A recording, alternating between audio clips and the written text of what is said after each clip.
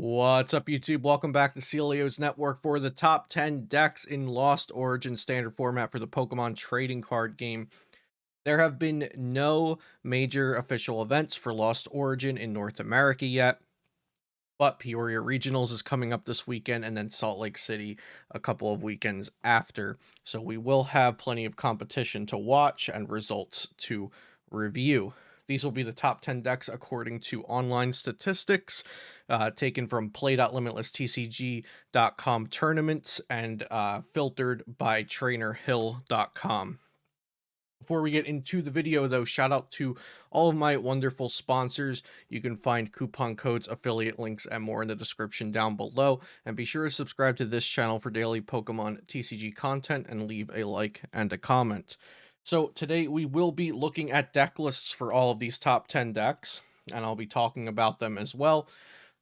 So we're going to be getting our data from trainerhill.com. I filtered for Play Limitless events that had a minimum of 100 players from the date of 9/12, which was a few days after Lost Origin came out. So all of the events on Play Limitless were Lost Origin format by that time.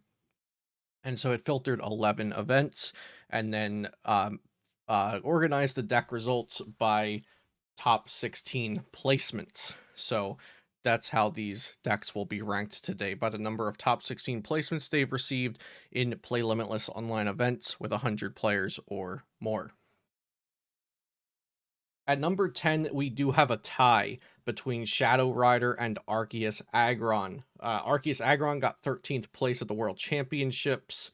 These decks both have 3 placements in Lost Origin events.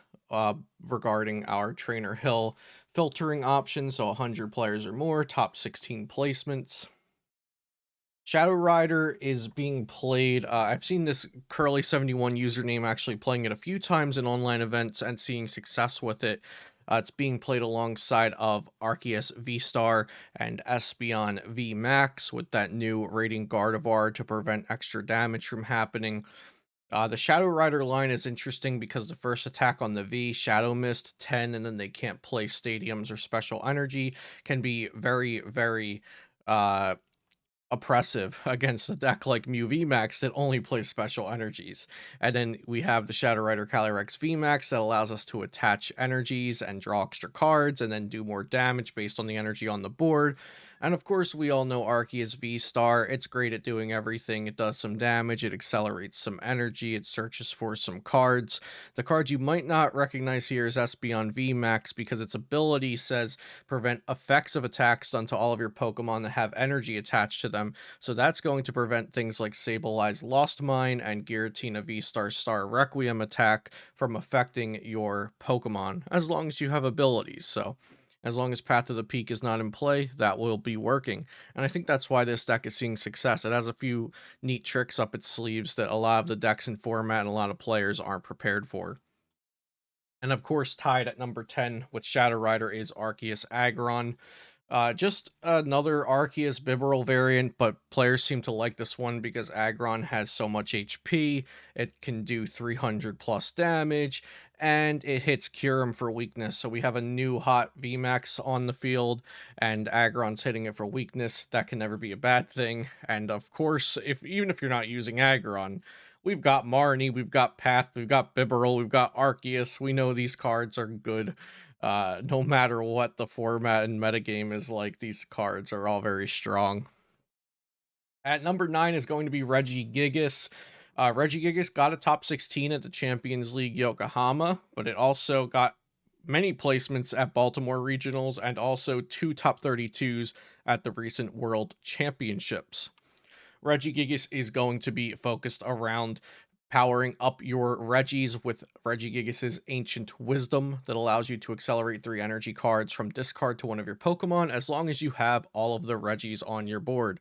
Regigigas did benefit from Lost Origin with the release of Gift Energy, because Gift Energy says if this Pokemon would be knocked out, you can draw until you have 7 cards in your hand, and this helps dramatically against Marnies and Roxannes. So I think Regigigas is powerful right now. It looks like a good amount of people are playing it online and getting some placements for it to be on this top 10 deck breakdown. Number 8 is going to be Hisuian Goodra VSTAR with the Comfey engine. We see here it placed top 8 in the Limitless Showdown September, which had like 600 people, I think. It had a lot of people. So these were really good placements, and Hisuian Goodra has 6 top 16s in 100 plus player events online. Hasn't gotten a chance to show itself at regionals yet because it did just come out in Lost Origin, and it didn't have too many showings over in Japan or Singapore. So here is what the lists are looking like. I believe this list was based off of Joe Bernard of OmniPoke's list.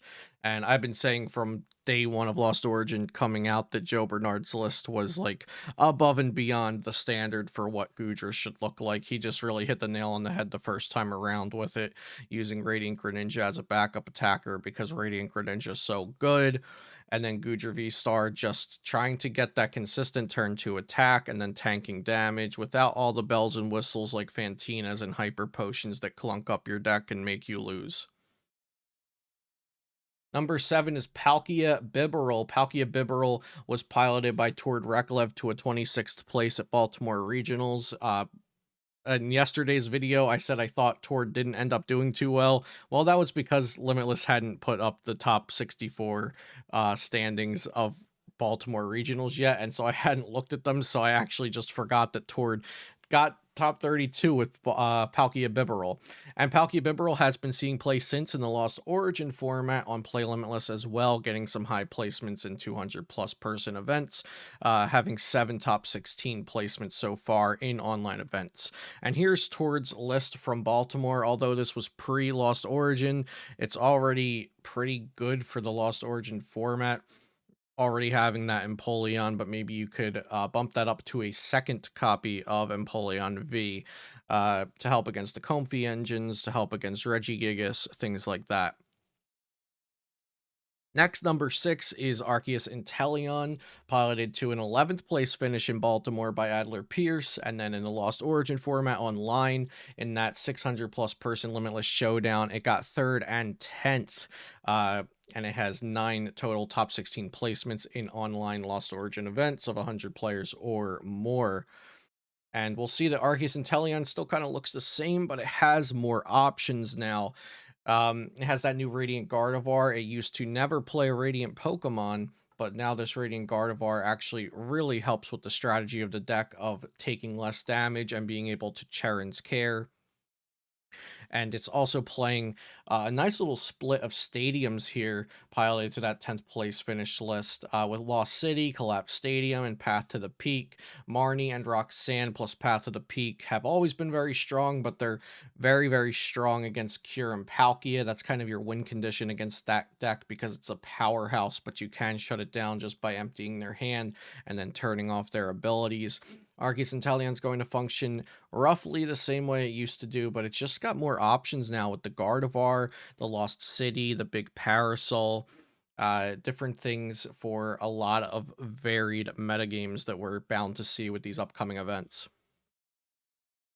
Number 5 is Giratina Comfey with 18 top 16 placements, a huge jump above Arceus Inteleon. I think that's partially because of popularity of this deck being played. If you look at online events, there's way more Giratina Comfeys being played than any of the decks below it so far that we've talked about. But that doesn't mean it's not great. That doesn't mean it doesn't deserve this top 5 spot. Look at those placements. First place, second place, first place, second, fourth. A lot of really great finishes in online events right now from Giratina Comfey.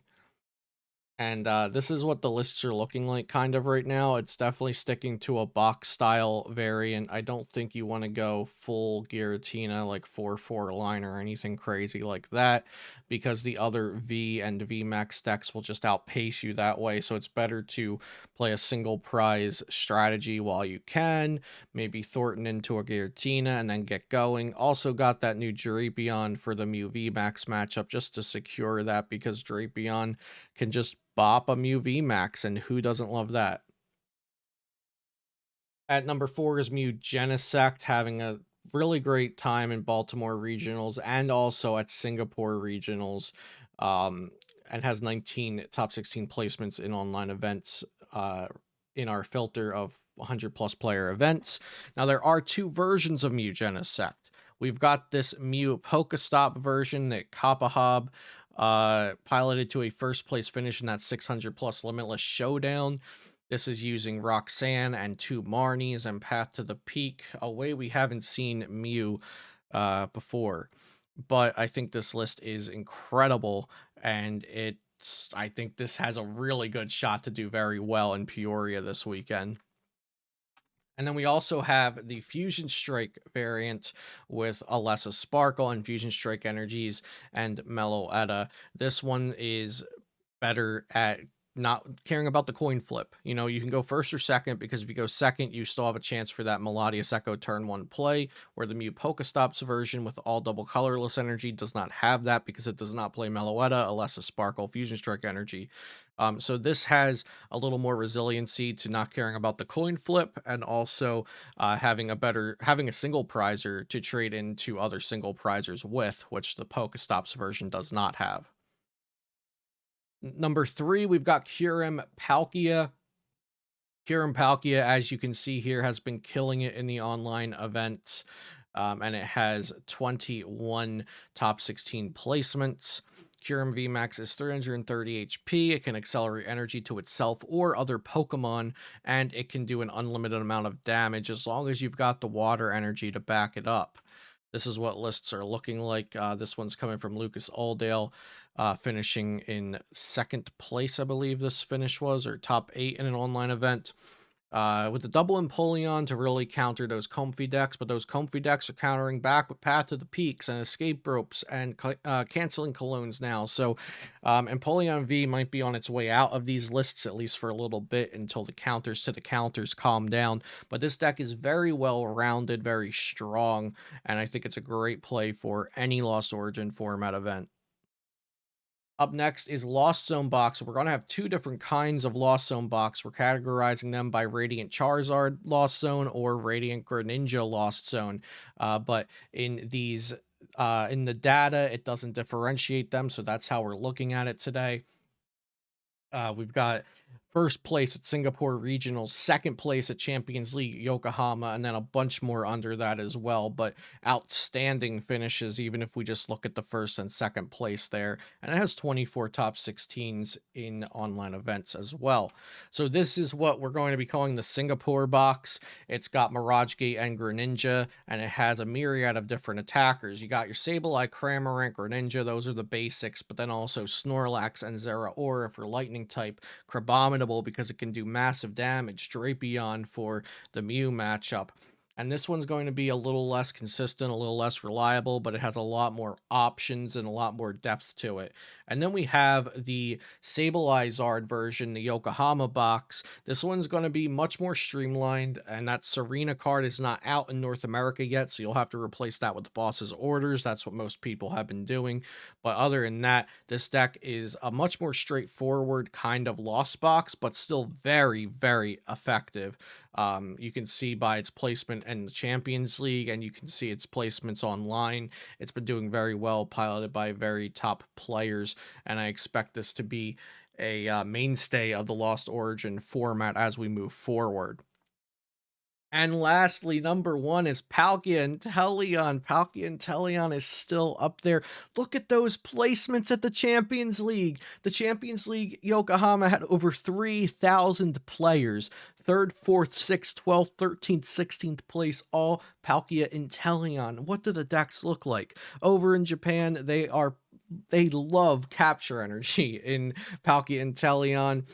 They also apparently think one battle pass is fine. I know a lot of people on Twitter, at least North American EU-ish Twitter, they really like 4 battle pass, but Japan says just one's fine, and this is the 3rd place list from Champions League Yokohama for Palkia Inteleon.